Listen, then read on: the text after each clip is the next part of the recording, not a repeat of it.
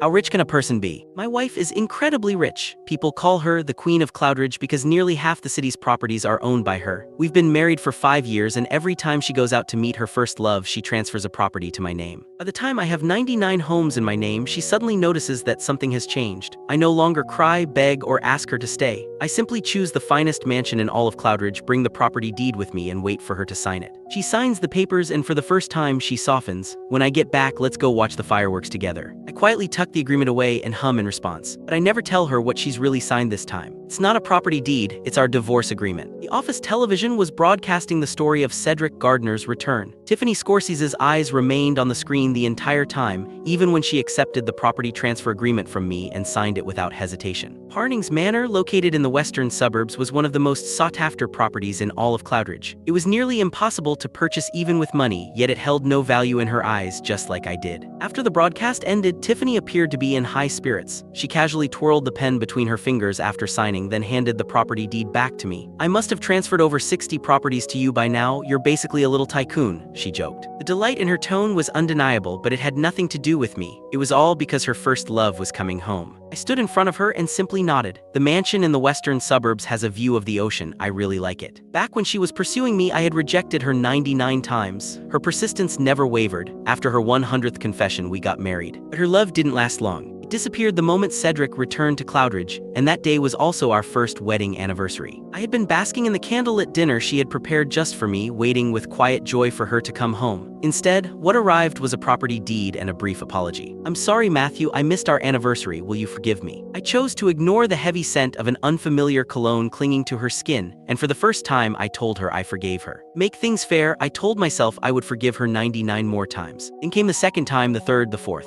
Throughout our 5-year marriage, she left me time and again to be with Cedric. Eventually, she stopped offering explanations. Before going to see him, she would simply hand me the deed to a new property. From the 1st to the 99th, I forgave her every single time. Now this was the 100th, but after this, I'd no longer need to forgive her. That realization made me smile. I looked at her calmly, no longer weighed down by emotion. She froze for a brief second, then averted her eyes. At that moment, I saw something unusual in her expression, a hint of reluctance. After hesitating for a moment, she said quietly, "When I get back, I'll take you to see the fireworks." In the past, even the smallest display of kindness from her would give me false hope. I would beg and I would end up heartbroken, because every time she would pry my fingers off hers one by one and walk away without mercy, leaving behind just 2 words. "You're insane." But I had already gone insane 99 times. Now that the 100th time had passed, I didn't need to keep lying to myself anymore, because hidden among the documents I handed her today was a divorce agreement. Click the link in my bio to get the full story for free.